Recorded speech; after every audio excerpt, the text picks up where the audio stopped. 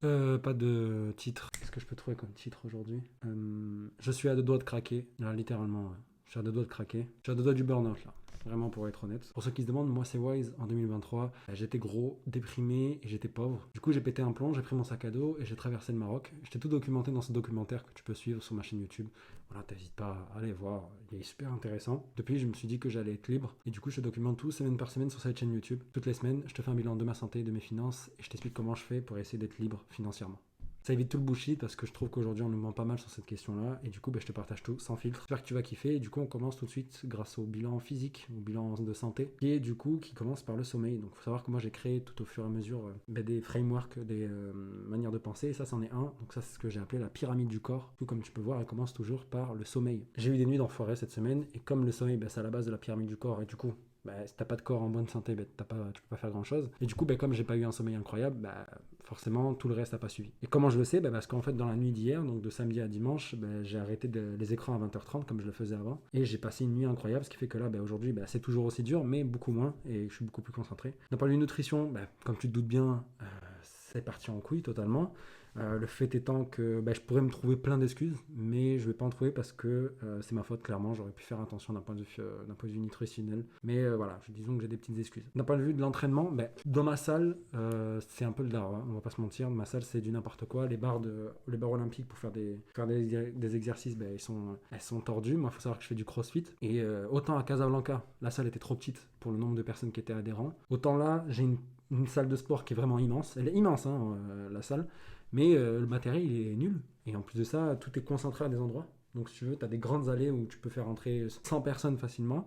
Et tout est concentré dans des petits endroits où tu as une seule cage à squat pour 14 personnes. Tu vois. Et du coup, on est tout le temps les uns sur les autres. Et en plus de ça, je trouve que les Tangérois par rapport aux Kazaouis, ils essayent de prouver un truc. Du coup, quand tu fais ton exercice, ils vont pas se gêner pour passer devant toi, tu vois, ça va pas le déranger que sa barre elle soit à 15 cm de la tienne alors que tu es en train de faire du deadlift à 110 kg. Tu vois. Il se dit pas que genre il est un petit peu trop proche de toi et que ça peut être dangereux. Alors qu'à Casa, disons qu'ils étaient un peu moins rudes, tu vois, je sais pas comment t'expliquer. Ils sont gentils les Tangérois, mais genre les Kazaouis, ils étaient plus prompts à penser aux autres. Je sais pas si tu vois ce que je veux dire.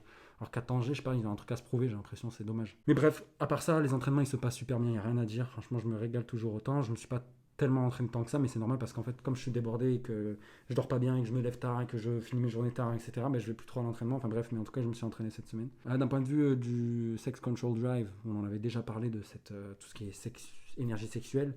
On en parlait depuis maintenant plusieurs semaines. J'ai totalement parti en couille là-dessus. Voilà, j'ai craqué plusieurs fois. C'était catastrophique. Vraiment, je crains, je le sais. Voilà, c'est bon. Et bref, du coup, pour le bilan physique de cette semaine, d'un point de vue physique, tout ce que j'ai mis en place il y a quelques semaines, c'est tombé en verglas. Hein. Ça s'écroule sous mes yeux au fur et à mesure que je passe parce que j'ai trop de travail. Mais c'est pas grave, tu vois, je connais les déclencheurs, je sais qu'est-ce qui me fait partir en couille là-dessus. Et la personne se reconnaîtra. D'ailleurs, voilà, on en a déjà parlé la semaine dernière, mais bon, on va rien dire. Et bref, je finis du coup la semaine à 15% de body fat, mais j'ai pris environ 600 grammes, mais ça c'est normal, j'ai mangé comme un porc, ce qui est un peu logique. Voilà. Je pense que voilà, rien que si je remets l'arrêt des écrans à 20h30, je pense que ça irait beaucoup mieux, mais par rapport à la semaine dernière, je suis un petit peu moins débordé. Voilà, il est 18h pendant que je tourne cette vidéo, parce que je suis dans les temps du coup de ce que je dois faire. Et du coup, malgré tout, j'ai l'impression que d'un point de vue général, sur ma santé mentale de manière générale, j'ai l'impression d'être en retard beaucoup. J'ai vraiment l'impression d'être en retard et ne jamais me reposer vraiment. Et ça, c'est normal en fait. C'est normal. Et je pense que si je remets la fin des écrans à 20h30 comme je l'ai fait hier soir, tout irait un petit peu mieux. Comme ça a été un petit peu mieux aujourd'hui, quoi. Et du coup, voilà. Donc, on va partir du coup à la partie financière, donc tout ce qui concerne la réussite financière, le fait de gagner de l'argent, etc. Là, encore une fois, j'ai un autre schéma à te présenter qui est en fait la stratégie que j'emploie. Alors, elle se lit de la gauche à la droite. Et en gros, tout commence avec une offre. Voilà, un business, sache que tout ce qui concerne le business... Bon, bouge pas, je reviens, ok. Bon, en gros, si tu veux rentrer dans le détail de ma stratégie, comment je l'ai construite, etc., il faut que tu lises ces deux livres. Alors, 100 Million Offers de Alex Hormozy, 100 Million Leads d'Alex Hormozy. C'est le livre 1 et le livre 2. Je te conseille fortement de les lire. C'est sur ça que j'ai appris. Et en gros, je vais te refaire l'historique du coup de cette stratégie. Cette stratégie, elle est super simple. Si ton offre est irrésistible, forcément, tu vas avoir du travail. J'ai un peu essoufflé, désolé. Une offre irrésistible, elle pourrait se résumer en une seule phrase simple que tu retrouves en bas de ce livre. Tu dois créer des offres qui sont tellement bonnes que les gens seraient bêtes de dire non. Voilà. Une fois que tu as une offre tellement bonne que les gens seraient bêtes de dire non, tu vas les placer sur un framework qui s'appelle ARR. Ce framework AR, il est très simple. C'est awareness, acquisition, activation, revenu, rétention, referral. Je vais te l'expliquer très basiquement pour que tu comprennes. C'est un framework qui est très connu en marketing et qui explique en gros le chemin qu'emprunte un prospect pour devenir un client. Je t'explique. D'abord, un prospect, une personne qui n'est pas encore ton client, elle a conscience de toi, donc de ton offre, de qui tu es, etc. Puis, elle est attirée par toi parce que ce que tu dis, après ensuite, il s'engage auprès de toi en prenant un rendez-vous, en achetant un produit, ce genre de choses. Puis ensuite, il va payer. À ce moment-là, il va devenir un client. Et puis ensuite, il reste si ton produit il est bon. Et enfin, il va te conseiller à d'autres personnes. C'est la partie referral, c'est la dernière. Donc comme tu peux voir, ça reprend les derniers trucs. Awareness, conscience. Acquisition, il est intéressé par ce que tu fais. Activation, du coup, il va s'engager auprès de toi à minima. Après ensuite, il y a revenu. Tu gagnes enfin de l'argent grâce à lui, il paye. Et après ensuite, rétention et referral. Rétention, il reste avec toi, il adore ce que tu fais. Et referral, il en parle autour d'eux. Okay, si j'arrive à mettre ça en place avec une offre, je vais faire de l'argent forcément. Et ensuite, je vais tenter d'épargner dans un fonds d'urgence qui me permettra d'avoir un matelas financier, donc un truc qui me permettra de survivre 6 mois sans avoir de revenus. Voilà, moi ce que j'appelle un emergency fund en anglais, ou un revenu d'urgence, on va appeler ça. Et une fois que j'aurai ce revenu d'urgence, je vais commencer à investir, donc avec le nouvel argent que j'ai gagné, commencer à investir, c'est pas avec le revenu d'urgence, vraiment le revenu d'urgence, il va être mis dans un compte en cash, il faut qu'il soit très liquide, il faut que je puisse l'utiliser en cas de gros soucis. Et une fois que j'ai ça, bam, mes nouveaux revenus vont être investis pour devenir libre. Et l'objectif à terme, c'est de mettre en place des investissements qui me rapporteront 10 000 euros par mois sans rien faire, enfin le plus automatique possible. Moi, je vise 4 heures de maintenance par semaine, ça serait le mieux. Je me laisse du coup environ 10 ans pour atteindre cet objectif. Voilà, c'est assez large, je trouve. Si tu reviens sur le schéma, tu verras, il y a 2 chemins qui sont identiques. Le premier, ça va être Wise Aspirant, moi actuellement en train de te parler. Et ensuite, ce sera moi, mais sans le masque. Voilà, parce que je suis quelqu'un en dessous de ce masque. Et du coup, il reprend la même chose. Donc, on va partir sur la partie Wise Aspirant, parce que c'est celle qui est la plus courte. Sur la partie offre, c'est très simple. Moi, je donne un conseil par jour sur TikTok en 2024 pour pousser les gens à suivre ma chaîne YouTube. Voilà mon offre, sans engagement ni quoi que ce soit, vraiment, et je cherche pas à faire de l'argent pour le moment avec ça. Sur TikTok, j'ai eu une baisse significative de mes vues, et je pense que c'est dû, donc voilà, on va partir sur la partie awareness. Est-ce que les gens me connaissent? Et là, sur TikTok, je peux te dire que j'ai eu une baisse significative de mes vues, et je pense que c'est dû à mon hook, dû aux premières secondes de ma vidéo, que j'ai trop utilisé, et du coup, je l'ai changé, et on va voir ce que ça donne à partir de la semaine prochaine. Voilà. Sur YouTube, j'ai pris quelques abonnés, et ça fait franchement plaisir. Et les gens commentent aussi à mes vidéos, et franchement, je suis super content de ça. Donc du coup, je voulais dire bonjour à Camille Z, et Clay's FC, qui sont des nouveaux abonnés de la chaîne. Je voulais vous souhaiter la bienvenue. Merci beaucoup de me suivre, c'est très gentil. Et je voulais faire une mention spéciale aussi à l'abonnée qui s'appelle l'Observatrice. Je sais pas si elle est abonnée, mais en tout cas, elle regarde apparemment de ce qu'elle me dit, elle regarde mes vidéos assez souvent. Pour son dernier commentaire qu'elle a fait dans ma dernière vidéo, je voulais la remercier du soutien et ça m'a fait très plaisir de voir ce commentaire et de le lire. En tout cas, je vous souhaite la bienvenue à vous tous. Et du coup, voilà, sur la partie Wise Aspirant, c'est terminé parce que après YouTube et TikTok, j'ai pas grand chose de plus à proposer à mes abonnés. Par contre, sur la partie sans le masque, là, il y a du taf. Pour faire un rappel, moi je suis Sales Ops. Donc c'est une personne qui crée des systèmes de prospection commerciale. En gros, je peux vous aider à aller chercher plus de clients vers des audiences ou des personnes qui ne vous connaissent pas à la base. Imaginez que vous soyez un business, moi je peux mettre en place certaines choses qui permettront d'aller contacter des gens qui ne vous connaissent ni d'Adam ni d'Ève et ils vont devenir clients grâce à moi. Voilà en gros. Le problème c'est que je ne sais pas encore formuler une offre qui est irrésistible. C'est un gros problème que j'ai car tout simplement je ne connais pas la cible que je vais adresser. En fur et à mesure de mes échanges, j'ai réussi à remarquer 3 types de cibles qui revenaient assez souvent. Alors la première, c'est les cabinets de recrutement. Les deuxièmes, c'est les solopreneurs, donc des personnes qui sont en général freelance de longue date, mais sont nuls en vente. Et du coup, ils sont bons techniquement, mais ils sont nuls en vente. Et du coup, ils voudraient avoir plus de clients, tout simplement. Ou avoir des clients en automatique qui tournent tous les mois. Les startups aussi, qui cherchent leurs premiers clients. Et voilà, c'est les 3 cibles à peu près que j'ai assez souvent. J'ai une préférence pour les cabinets de recrutement parce qu'en général, ils ont les sous pour payer. C'est des gens qui payent à l'honoraire, etc. Ils ont des grosses marges, ou en tout cas des bonnes marges. J'ai un frère qui travaille dans ce domaine-là et je sais qu'il gagne bien sa vie. Et du coup, je pense que je vais me tourner vers eux. Mais clairement, d'un point de vue awareness, mes vidéos sur LinkedIn, elles prennent pas du tout. C'est normal. J'ai fait du coup cette semaine un focus sur les cabinets de recrutement parce que mes vidéos cette semaine étaient un petit peu trop larges. Et je pense que si je refais un focus sur cabinets de recrutement, les problématiques des cabinets de recrutement, je pense que je vais toucher un peu plus de monde. On verra. Je vous fais un bilan semaine prochaine. Sur la partie acquisition, j'ai fait un premier test de lead magnet. Alors un lead magnet, qu'est-ce que c'est? Un lead magnet, qu'est-ce que c'est? C'est la résolution d'un problème très petit à un gros problème.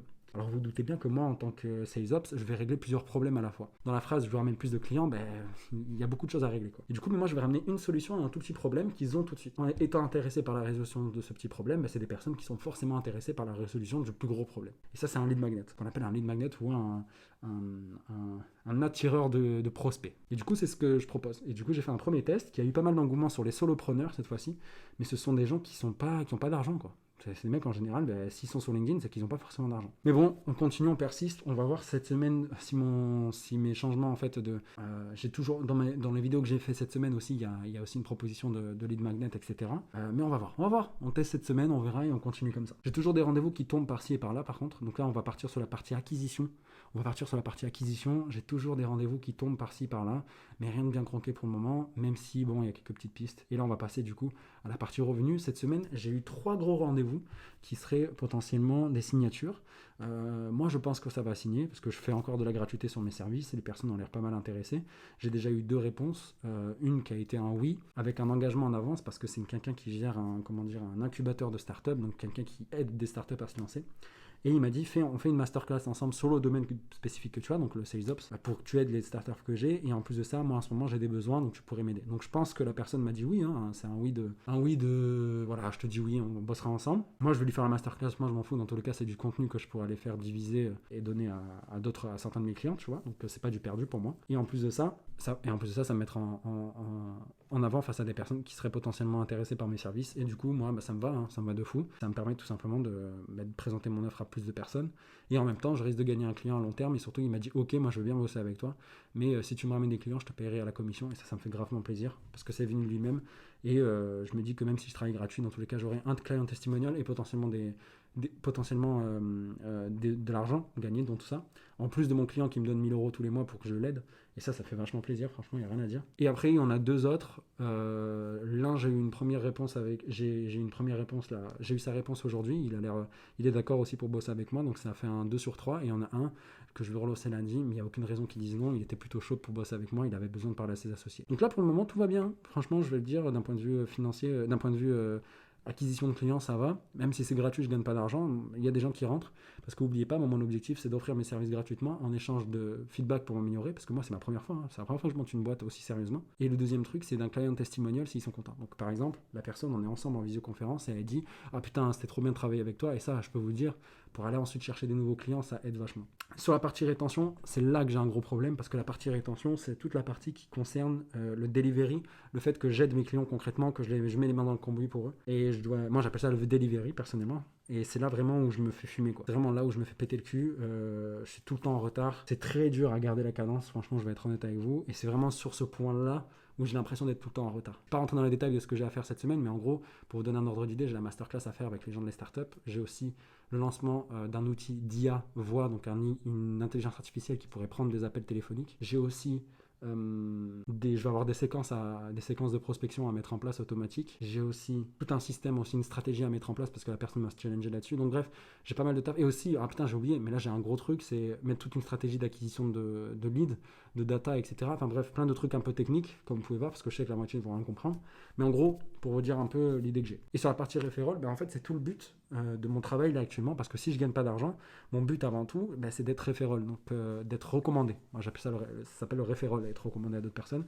Et du coup, si je sers bien les gens, si j'ai une rétention qui est bonne, forcément ils vont en parler autour d'eux, et forcément après je vais avoir de nouveaux clients. Et en gros, ça va être pour moi le signal pour facturer les gens. Si les personnes en face de moi que j'aide là actuellement gratuitement me recommandent à d'autres personnes, c'est que c'est bon, je suis assez bon pour pouvoir je pense payer des gens, me faire payer par des gens. Donc dès que les gens vont venir, je suis venu de la part de un tel, moi à ce moment-là, je vais leur mettre le taquet d'un point de vue facturation et on espère, Inch'Allah, que je vais être riche. Bref, et du coup, cette semaine, moi je pense que tout est relié en fait au premier point qui est le sommeil. Si je suis tout le temps en retard, etc., c'est parce que je dors pas bien et du coup je me lève tard et du coup je finis mes journées tard, etc., etc. Donc je pense que si j'arrête les écrans à 20h30, tout ira mieux par la suite. Et bref, pour le bilan de cette semaine, qu'est-ce que je voudrais dire ? Que franchement, créer un projet entrepreneurial, je dois le dire pour être honnête, je comprenais jamais en fait les gens. Avant de s'y mettre, en fait, quand tu crées une boîte, tu dois être à 100% dessus. Et c'est vrai, c'est vrai, putain de merde. Là, j'ai juste une copine, elle me prend la tête comme pas possible. Et je me dis que putain, des fois, c'est grave ce que je dis, mais je me dis putain, des fois, ce serait pas là, j'irais plus vite. Mais d'un autre côté, je l'aime bien et tout, tu vois, je me vois vraiment à long terme avec elle. Malgré que la semaine dernière, j'étais à 2 doigts de péter un plomb par rapport à ça. Je sais pas, c'est vrai que c'est dur, hein. C'est putain de dur de monter une boîte. Hein. Surtout que tu dois jouer avec tes propres nerfs parce que tu travailles gratuitement, quoi, techniquement, tu vois. Mais ouais, c'est dur, mais bon, est-ce que je reviendrai en arrière ? Est-ce que je regrette mon choix? Putain de merde, mais pas du tout. Je regrette zéro mon choix. Fuck le salariat, c'est bon? Fuck le salariat. Moi, je déteste ça. C'est plus jamais je refais ça. J'en parlais hier encore à un pote à moi.